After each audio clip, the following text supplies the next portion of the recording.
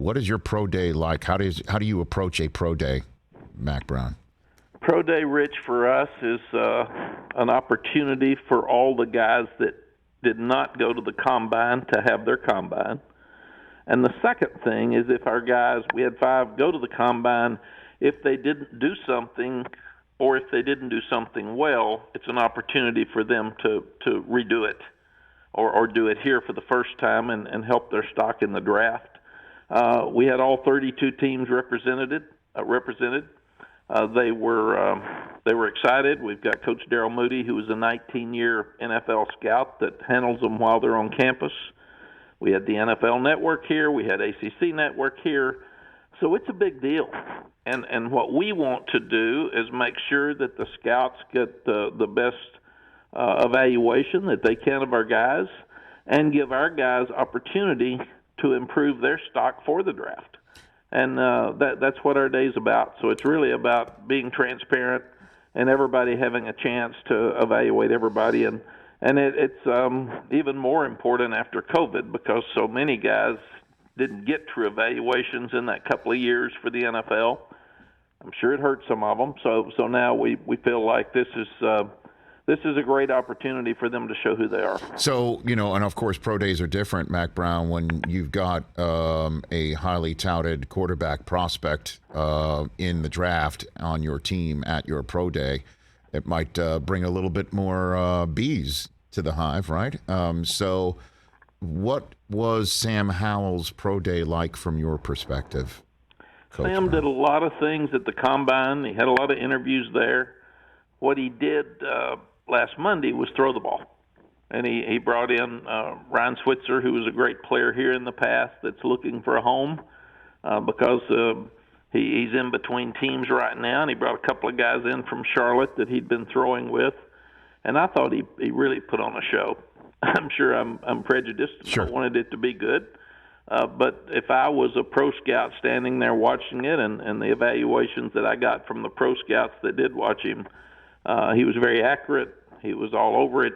And I thought it was good and will really help his stock. So, but the conversation about stock and you don't hear his name very much, even in the first 3 that are mentioned. Certainly in what I do for a living, I constantly hear scouts talk about it, and you hear about Pickett's name, you hear about Matt Corral's name, you also hear Malik Willis's name from Liberty. How does pound the table for Sam Howell right here? How does he stack up? Why do you think his name is not thrown into this mix as much as we hear? Well, Rich, we weren't as good. We lose 2 great receivers to the NFL 2 years ago. We lose 2 outstanding running backs. All 4 of them played a lot and started. So we weren't as good.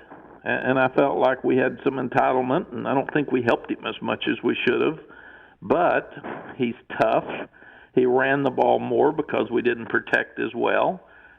He's who he is. He didn't get hurt for 3 years. He led our team for 3 years.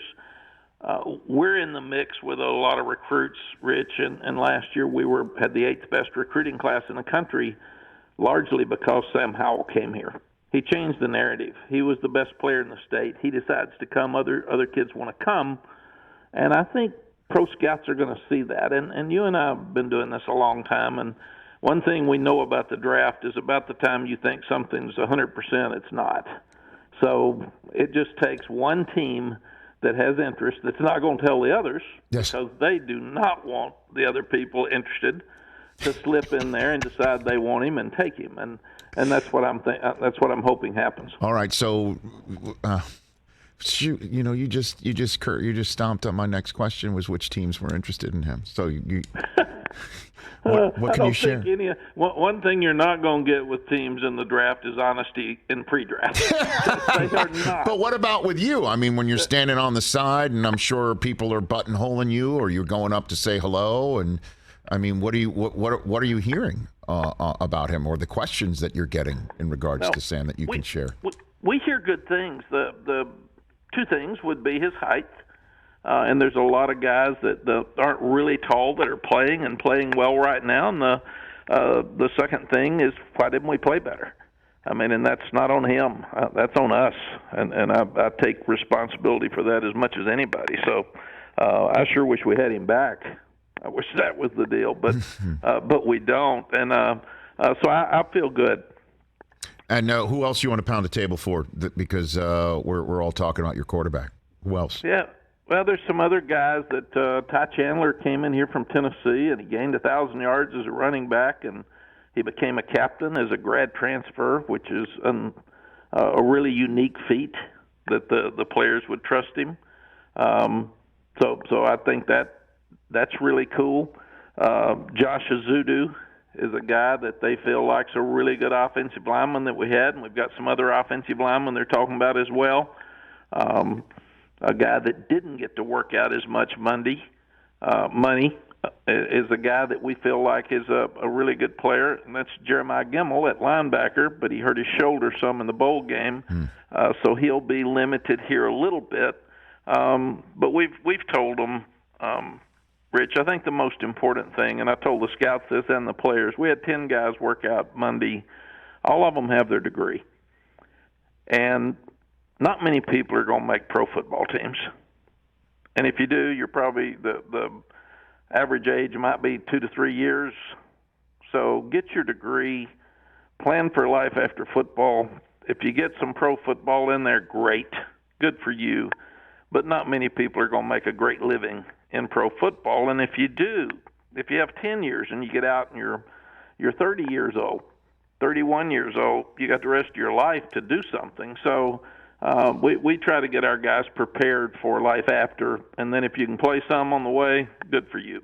Hey, you watched all the way to the end. Thanks for that. Watch more right here.